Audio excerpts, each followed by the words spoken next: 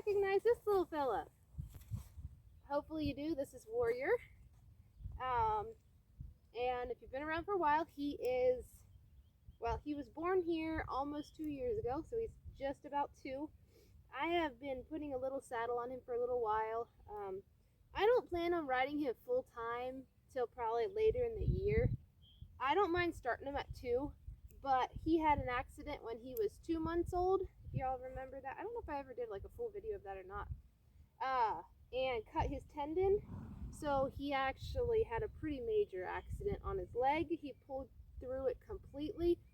As far as I can tell, he's completely sound, and he was cleared by 2 vets to be start under saddle and ridden.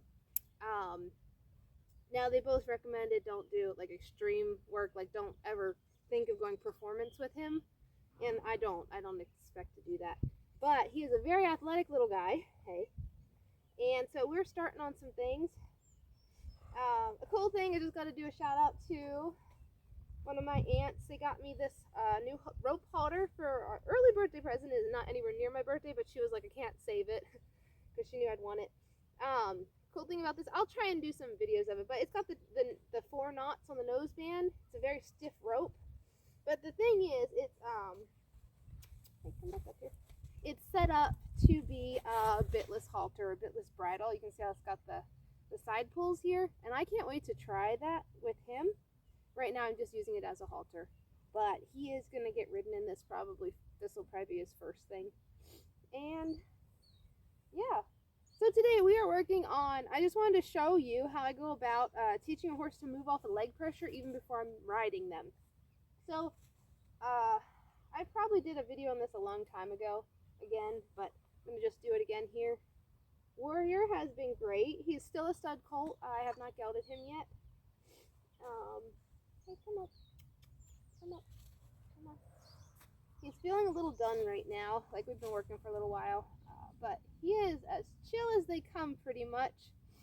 I'd say that's because I did a lot of handling with him as he grew up, and then through the accident he got a ton more handling, got a ton of desensitization. I don't even desensitize him anymore. Like, I barely ever desensitized him, just because I imprinted him as a foal when he was first born. That makes a huge difference. And his mother is naturally very confident. She taught him that. So that is why you breed trained, confident mares that already use the thinking side of their mind, because the babies turn out like this. Sure, he can get a little hoppy when I first saddle him up and I send him out cantering. He'll hop a little bit, but it's nothing like some that I've started, or like Sheikah. It's nothing like Sheikah when I first put a saddle on her. This little guy, you can tack him up and you won't even notice anything till you actually get him really moving, that he might act up a little bit, but it's hardly anything, right? Yes, he's very nosy. So we're going to get working on yielding the hindquarters. Is the first thing I normally do on teaching them, hey, to move off of leg pressures. So yielding the hindquarters is what I'm going to show you.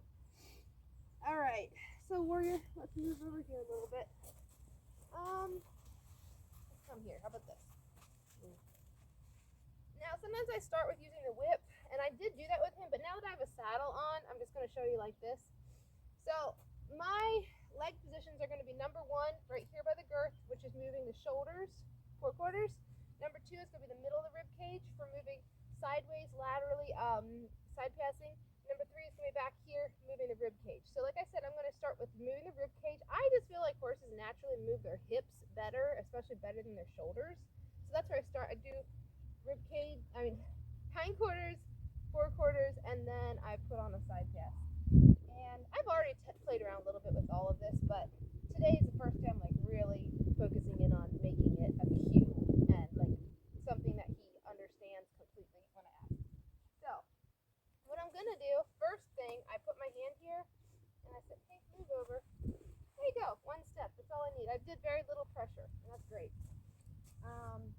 If that's not enough, I would take the stirrup, put it back there, push, and I am looking for a correct crossover of those back legs, all right? I am not letting him just kind of walk a circle.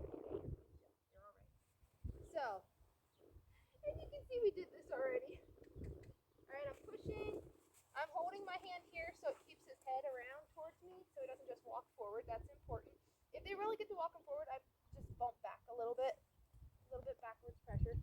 So go again, push, push, and then bump, bump. I'm going to hold him till he stops at 4/4, and then there we go.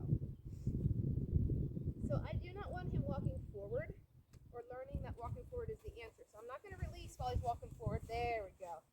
I release when he gives me a good crossover in that back. The crossover should always happen.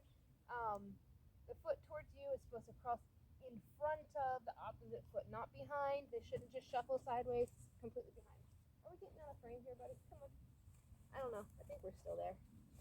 So if you got it on one side, you got to make sure to go and do it on the other side because it could be completely different. Most likely will be completely different. All right. There we go, little man. So start with my hand. Like I said, you also use the whip to tap, but I feel like using your hand is a lot more specific. So I'm just using my fingers just to put pressure there. There you go. You can see that he shifted forward a little bit, but that hindquarters is swinging around, so that's what I'm releasing on right now because it's the first ask. Second time. Come on. I'm rubbing, pushing, a little bump. See, stepping forward. There we go. We want the crossover. There you go. So as he walks up, he walks out of the pressure. If you think about that, you just let the pressure off when he steps away from it. The more you do, expect a little bit more as you go. So he's just saying, hey, I'm a little irritated at you pressing on me. And I'm going to say, hey, you're allowed to deal with it, buddy. There's going to be things in life that irritate you, and I need you to just ignore it right now. That's part of teaching him. And he's a stud colt, so he's a little nippy. And I don't know. He's not horribly nippy, but he's just showing it right there. Like, you can do this. He knows not to bite my hands. He will use his lips, though. Yep. Fun fact about Warrior, when he was little, because he was injured, he was in a stall a lot, and so a lot of my students and kids would come in and see him, and I was like, I don't want him biting people. So I taught him that you could stick your fingers in his mouth, and he was not allowed to bite down on them. So that was kind of a cool thing about Warrior. Him that. I don't know if he completely does it anymore, and since he's got a full grown mouth, I don't really do it anymore. But I did teach him. I would stick my hand completely in his mouth, and he could go like this, and he could close his mouth, but he wouldn't put any pressure on. So that was kind of cool with him, and I think a lot of that has stuck. That he doesn't normally bite, but like I said, right there where I'm irritating him, and he's trying to figure it out. It's going to be a natural response. They're going to be like, hey, you're irritating me, knock it off. And I'm just going to say, no, you deal with it, all right? Deal with it. And also, the biting comes from a horse trying to dominate. It's going to tend to be from dominating, and he's going to see how much he can get away with and push me around, see if he can get me to drop off the pressure by intimidating me or trying to overpower me with biting or nipping. And I'm just going to show him, no, that doesn't work. That's all you got to do. No, it doesn't work. Like, cut the action off, cut the thought off if you see it coming, and show him that that's not the answer. Moving away is the answer. That's where the pressure gets released, and that's where he's going to be happy then. Right? So, we're going to do it again. Take the stirrup, give a little push, a little bump. Good boy. There you go. That was lovely. Do it again. Good. There he's walking forward, so I'm going to pull his nose a little bit. There you go. Good man. What you want to get point where all you got to do is put a tiny little bit of pressure on, and he's just going to swivel around. That was pretty good. That was really good, buddy. Good man. He is a very quick learner. But I would also say that's because I've handled him since he was little. Well, I've handled him all his life.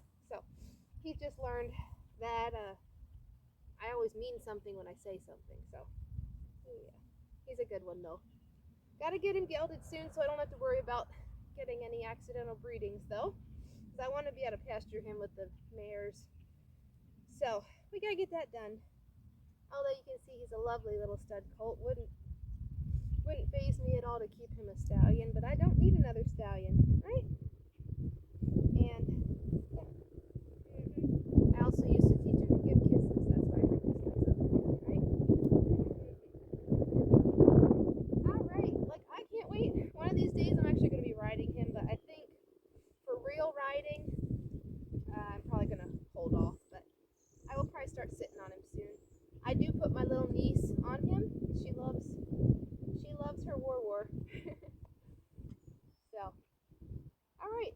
to show today.